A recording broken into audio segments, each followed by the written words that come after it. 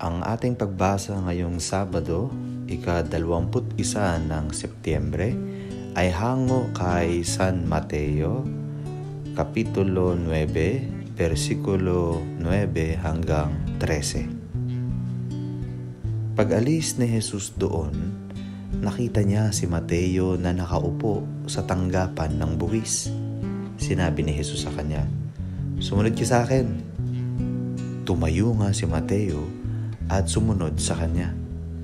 Nang si Jesus at ang kanyang mga alagad ay nasa bahay, dumating ang maraming maniningil ng buwis at mga makasalanan. Sila ay magkakasalong kumain.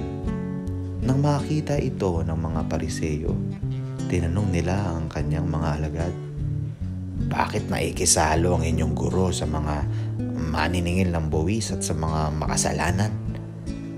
Narinig sila ni Jesus at siya ang sumagot, "Hindi nangangailangan ng manggagamot ang mga walang sakit, kundi ang may sakit. Humayo kayo at unawain ang kahulugan nito. Habag ang nais ko at hindi handog, sapagkat naparito ako upang tawagin ang mga makasalanan, hindi ang mga matuwid."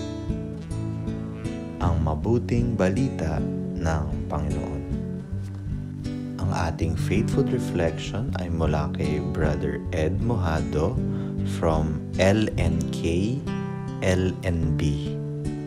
Follow me. Nakita ni Jesus si Mateo, isang taga-kolekta ng buwis. Sinabihan niya itong sumunod sa kanya. Agad itong tumayo, iniwan ang kanyang mesa at sumunod kay Jesus. Si Mateo ay isang makasalanan sa mata ng mga Hudyo dahil sa kanyang trabaho.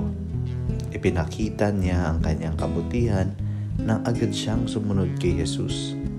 Wala na siyang pakialam sa mga Romano at iba pang tao dahil naging mas mahalaga ang pagpili ni Jesus sa kanya bilang alagad.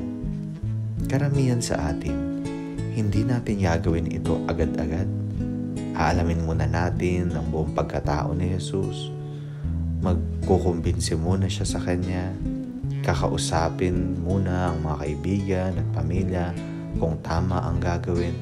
At maglilimi-limi kung tama bang iwan ng magandang trabaho. Kung makabuluhan ba ang pagsunod kay Jesus. Araw-araw, tinatawag tayo ni Lord na sumunod sa Kanya.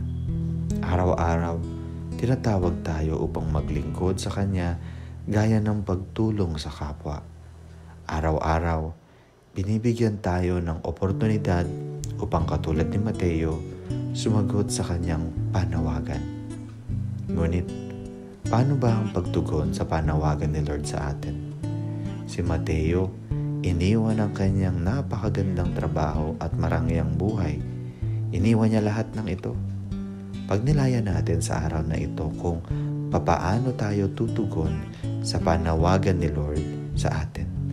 Gaya ni Mateo, ano-ano ang mga bagay na pwede nating i-give up upang makasunod sa panawagan ni Lord? Manalangin tayo. Lord, nawa gabayan mo ako araw-araw upang makatugon sa iyong panawagan. Sa ngalan ng Ama at ng Anak at ng Espiritu Santo. Amen.